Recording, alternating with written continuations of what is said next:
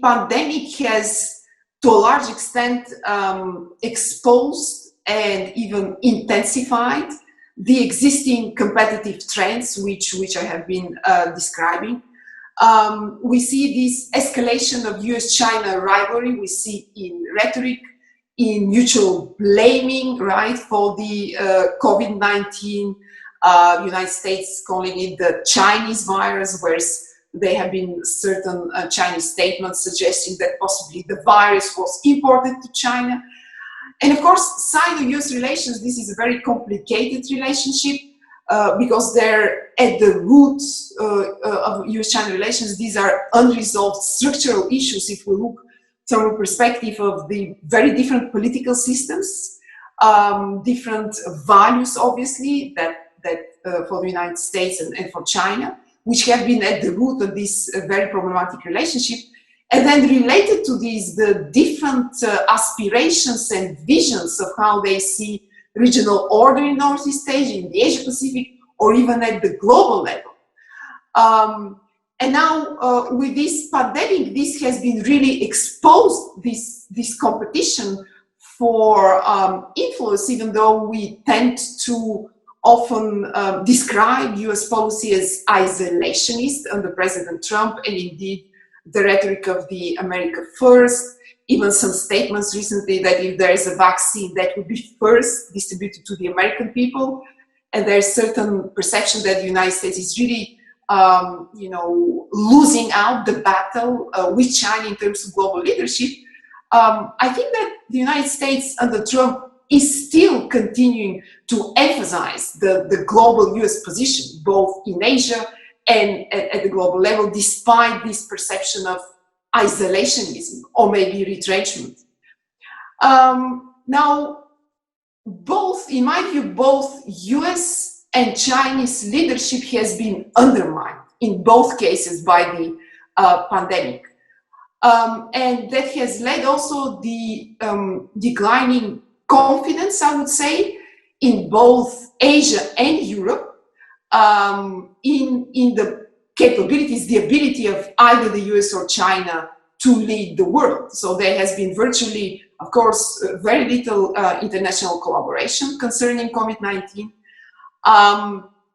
There has been this growing international scrutiny over China's delayed response or China's possible misinformation concerning when the pandemic started, when China informed about the first cases.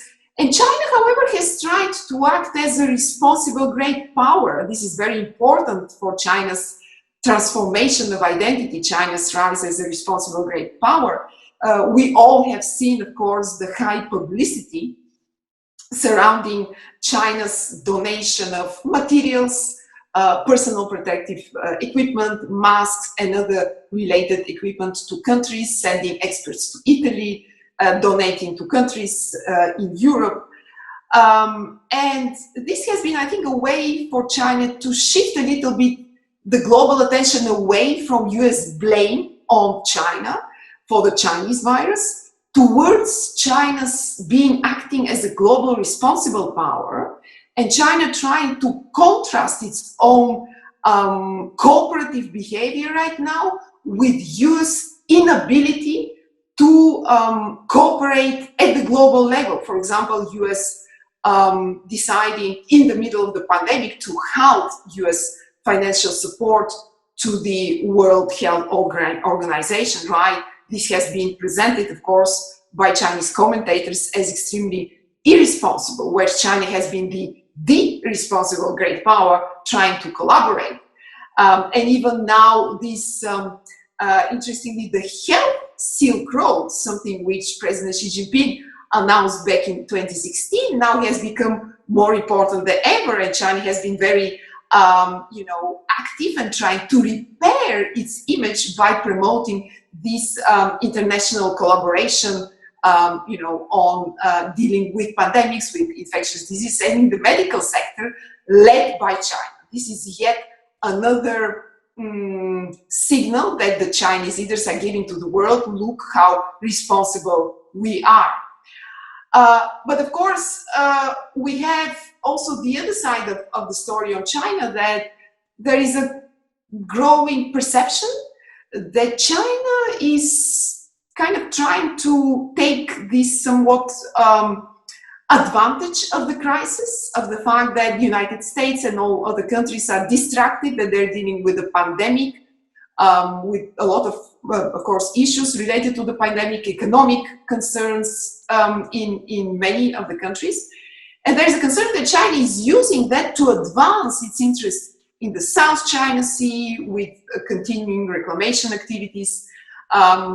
Also with regard to Hong Kong, I would say that it's not a coincidence, in my view, that all of a sudden, right now, we have this national security legislation on Hong Kong that has passed, right? And also with regard to Taiwan, over the past couple of months, we see increased number of military exercises by China, bomber drills, and Chinese first domestically made aircraft carrier also passing very symbolically through the Taiwan Strait to show to the world, to the United States, to Taiwan, that China has this resolve. So indeed, there is a perception that China is taking advantage of the situation. But perhaps so is North Korea, because again, over the past few months, as the epidemic and as the crisis has deepened, we see more drills, more missile tests conducted by North Korea. Only in March, for example, North Korea conducted 9 tactical missile launches, and as well as in April. So perhaps North Korea too is taking advantage of the world being distracted due to the pandemic to advance their own interests. And perhaps a few words on how in Asia the pandemic or the COVID-19 has been tackled. There have been quite I would say, divergence in different measures that have been adopted. You have had some countries, for example, the Philippines and Thailand, where we have had quite strict restrictions. And it is only now, after a number of weeks, that both Thailand and the Philippines are sort of lifting up some restrictions or curfews that, for example, in Thailand were in place. You had very limited restrictions in Japan. So in Japan, there was never a lockdown or a curfew actually imposed.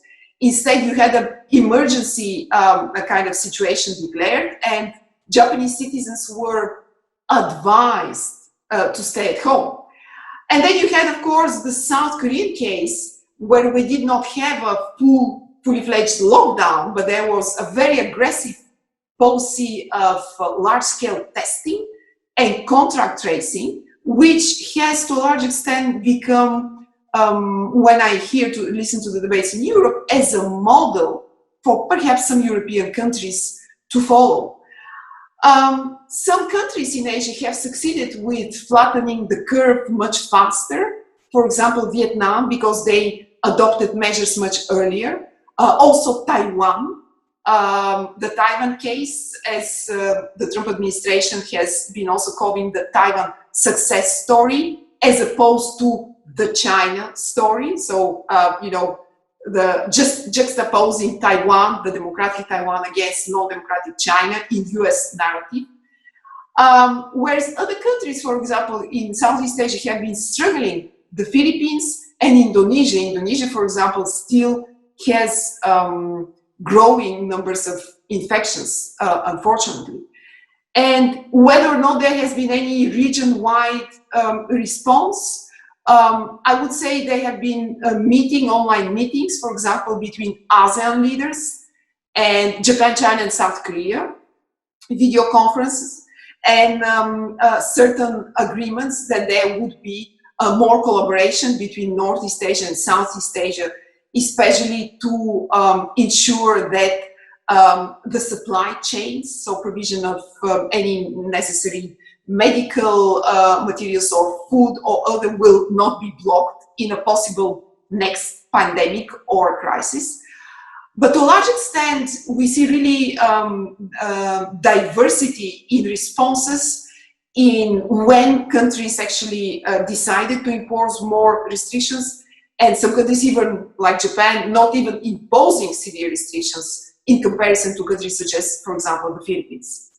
But I can say that perhaps one of the, I guess, the outcomes maybe of the COVID-19 crisis will be in the near-term realization in Asia that there should be some sort of regional or sub-regional mechanisms, Asian mechanisms, that would be able to tackle crises and disasters that have a direct implications for the Asian region, as opposed to relying on global leadership, which to a large extent is perceived right now as in a, unfortunately, steady decline.